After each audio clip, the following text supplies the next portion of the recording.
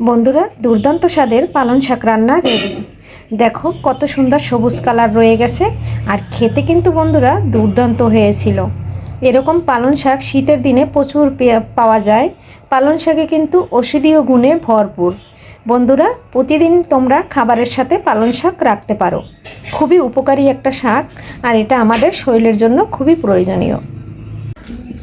নমস্কার বন্ধুরা, সবাই কেমন আছো? আমি পাপড়ি কিচেন অ্যান্ড ব্লগ থেকে চলে আসলাম নতুন একটা রেসিপি নিয়ে। এখানে দেখো আমি দেশি কই মাছ হলুদ লবণ দিয়ে সুন্দর করে মেখে নিয়েছি। এখন আমি এটা তেলের উপর হালকা করে ভেজে নেব।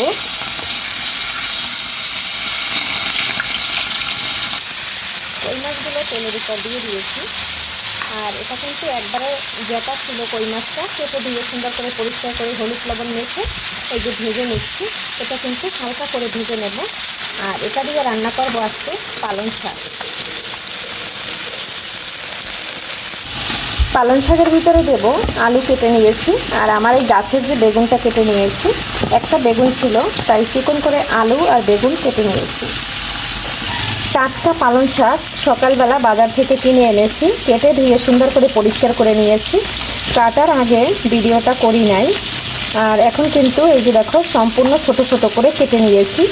আর এইভাবে কিন্তু কেটে যদি আমরা পালং শাক আলু বেগুন দিয়ে রান্না করি, আর তো দেশি কই মাছ, খেতে কিন্তু বন্ধুরা অসাধারণ হয়। মাছের একটা পাশ ভাজা হয়ে গেছে, আর একটা পাশ আমি উল্টে দিচ্ছি। বন্ধুরা, কাছে এবং দূরে দেশে দেশের বাহির থেকে যে বন্ধুরা আমার ভিডিও দেখো এবং দেখতেছো, তাদেরকে সবাইকে অসংখ্য অসংখ্য ধন্যবাদ এবং শুভকামনা, ভালোবাসা রইল অবিরাম। বন্ধুরা, আমার ভিডিওর কথা এবং কাজ কোথাও যদি কোনো ভুল ত্রুটি থেকে থাকে, ক্ষমা মার্জিতভাবে দেখবে। বন্ধুরা, ভিডিওটা দেখা শুরু করলে প্লিজ একটা লাইক দিয়ে কন্টিনিউ করবে। আর যে বন্ধুরা আমার ভিডিওটা এখনও সাবস্ক্রাইব করো নাই, যদি ভিডিওর কোনো অংশ ভালো লেগে থাকে একটু সাবস্ক্রাইব করে পাশে থেকে যেতে পারো। মাছটা বন্ধুরা ভেজে তুলে নিয়েছি। কেটে রাখা আলুগুলো তেলের উপর দিয়ে দিয়েছি, মাছ ভাজার তেলের উপর। এটা আমি একটু ভেজে নেব। আলুটা ভাজার জন্য একটু লবণ দিয়ে দিচ্ছি, সামান্য একটু হলুদ দিয়ে নিচ্ছি।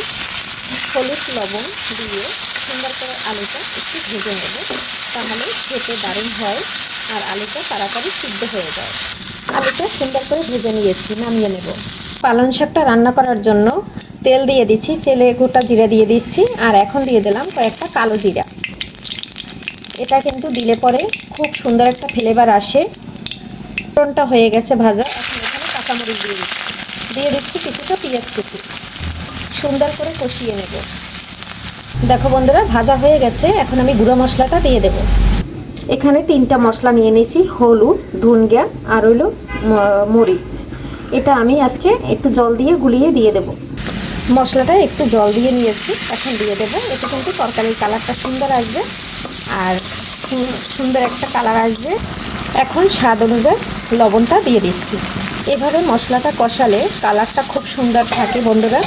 এখন সুন্দর করে কষিয়ে নিয়ে আমি বেগুনটা আলুটা দিয়ে শাকটা দিয়ে কষিয়ে নেব। মশলাটা কষানো হয়ে গেছে, এর ভিতরে আলু আর বেগুনটা দিয়ে দিয়েছি। আলু বেগুনটা একটু কষিয়ে নেব। কষানো হয়ে গেছে, এই পর্যায়ে আমি শাক দিয়ে দেব। শাকটা বন্ধুরা দেওয়ার পরে অনেকটা জল বের হয়েছে, আমি এই জলটা দিয়েই কিন্তু রান্না করে নেব। এখানে আমি আর কোনো এক্সট্রা জল ব্যবহার করব না, তাহলে যেহেতু কই মাছ দিয়ে রান্না করব, একটু মাখা মাখা রান্না করলে বেস্ট হবে খেতে। দেখো বন্ধুরা, কই মাছগুলো আমি সম্পূর্ণ মাছগুলো দিয়ে দিয়েছি। এখন আমি 5 মিনিটের জন্য ঢাকনা দিয়ে ঢেকে দেব। 5 মিনিট পরে বন্ধুরা আসতেছি। বন্ধুরা, 5 মিনিট কিন্তু ঢেকে রেখেছিলাম। 5 মিনিট পরে চলে আসলাম। দেখো মাখা মাখা ঝোল পালং শাকের রেডি, আর সাথে কই মাছ। শীতের ধনে পাতাটা না দিলে তরকারিটার স্বাদ কিন্তু বেশি একটা আসে না, তাই দিয়ে দিলাম অনেকটা ধনে পাতা। এখন এটা নেড়ে চেড়ে নামিয়ে নেব বন্ধুরা, তাহলে কিন্তু আমার রান্না জমে যাওয়ার মতন হয়ে গেছে। আর এইভাবে বন্ধুরা একবার পালং শাকের রেসিপি যদি না করে খেয়ে থাকো, তাহলে একবার তৈরি করে খেয়ে দেখো, খেতে কিন্তু বন্ধুরা দুর্দান্ত হয়। আর দেখো আমি নেড়ে চেড়ে মিশিয়ে নিয়েছি। আর এখন ধুন্দুলি পাতা দেওয়ার পরে কিন্তু বেশি সময় জাল দিতে হয় না, তাহলে ফ্লেভারটা চলে যায়। আর আমার ভিডিও আজকে এখানেই শেষ করব, পরবর্তীতে দেখা হবে নতুন কোনো ভিডিও নিয়ে। এ পর্যন্ত সবাই ভালো থাকবে, সুস্থ থাকবে, শরীরের দিকে খেয়াল নেবে। Bye bye.